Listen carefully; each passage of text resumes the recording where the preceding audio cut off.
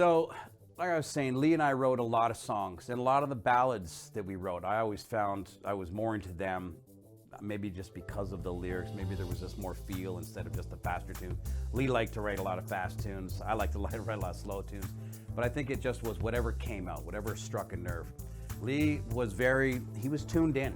And so a lot of the tunes he came up with were just easy, just smooth. And I was easily gravitating towards them and just found myself being able to formulate a story and a melody with them. We did our first 2 records kind of off the cuff, just went into the studio. We didn't know what we were doing. By our 3rd record, we actually had a producer.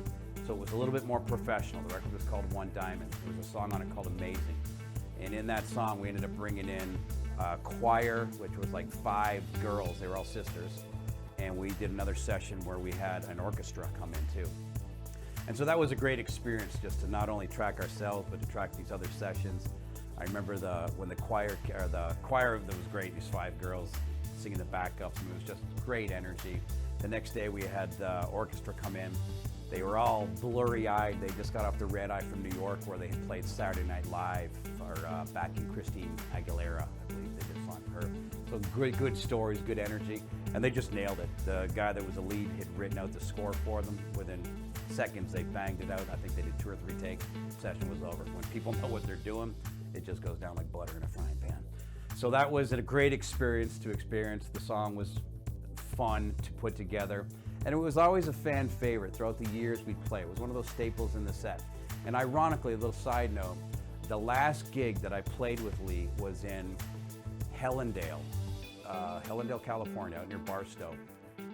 And the last song we played was Amazing. I don't think it was really scripted. I didn't know that was the last song we were going to play, but I remember that was the last song we played. And when we finished Amazing, I remember Lee looking at me and goes, "I'm done." And looking back, that was it. We were done. I mean, it's kind of weird when I think about it, but Amazing has a lot of emotion behind it, a lot of stories.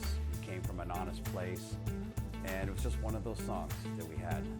Another one was a song called Dreamer, and we had a friend named Jerry Rowe. He was one of my best friends outside of the band. I knew him from the day I moved into the junkyard to the day he passed away. He died on July 4th, I think 2012, in a drowning accident up at Lake Isabella. On the 4th of July, it was kind of crazy, very sad. But Dreamer, we ended up doing a record called Table 7. And the last time I saw Jerry, which was the weekend prior, was at a friend of ours, Mark Traylor, his wedding. And me and Jerry were at Table 7. And there's where the Table 7 comes from. And it was just a great celebration, great friends, great love, great food, great drink. Remember him trying to convince me to come up to the lake for the 4th of July. I think Judge Jackson had a gig, so I wasn't able to go up there. As it all turned out, things went horribly wrong. But I wrote a lot of songs in memory for him for that record. Temple of the Dog, back the day that Chris Cornell and Eddie Vedder put together for the death of their friend. That was an inspiration for Table 7.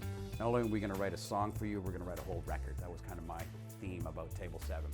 One of the tracks was Dreamer, and it's basically just talking about my buddy, just out on the lake, sharing a laugh, and it kind of ties into with what happened, and yet just the life as it is, how it goes by in the blink of an eye, and here we are. So that's kind of a little bit about the backdrop of Dreamer, the title of the book, and one of my favorite songs that I ever had the pleasure of collaborating with Lee on, and there you have it.